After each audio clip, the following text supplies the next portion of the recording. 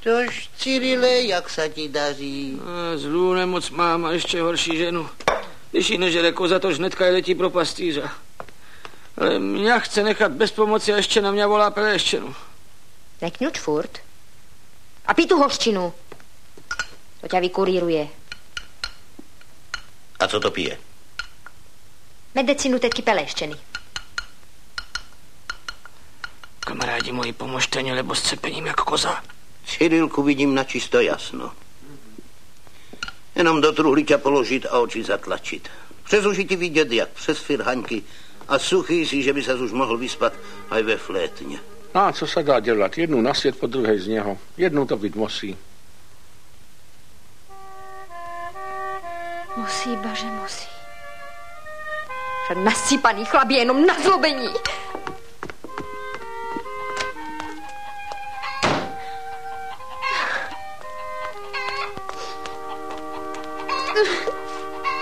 Kamarádi, dám vám všecko na světě. Potřebuju slivovicu. A Nešek má zamknutou v zadní komoře celou bečicu. Ale já nemám klíček. Cyrilku, spolehni se. Už protože jde o záchranu tvého života. A o tu slivovicu se potom šápnem.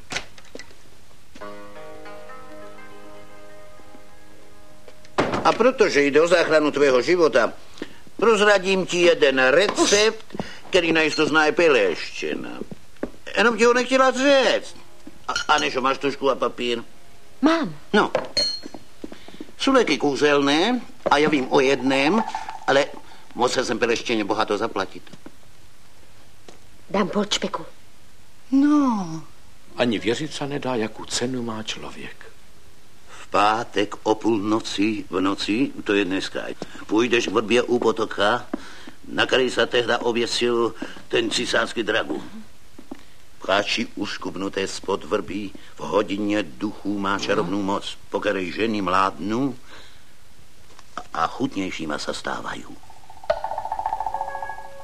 Potom ve vodě ze studánky z Antonínka uvař kůštěk mydla, zmíšaj to s jeleníma chupama a kozíma bobkama, do tého přidaj mariánkových plev, kůštěk puškvorca a pápeři z pumpeléřky a na zavoňání větévku rozmarínu marinuta.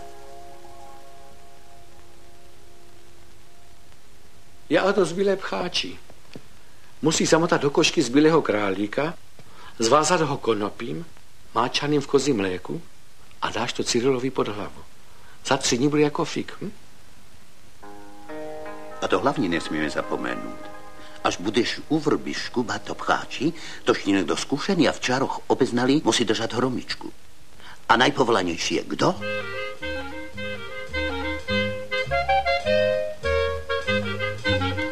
Peléščena. No.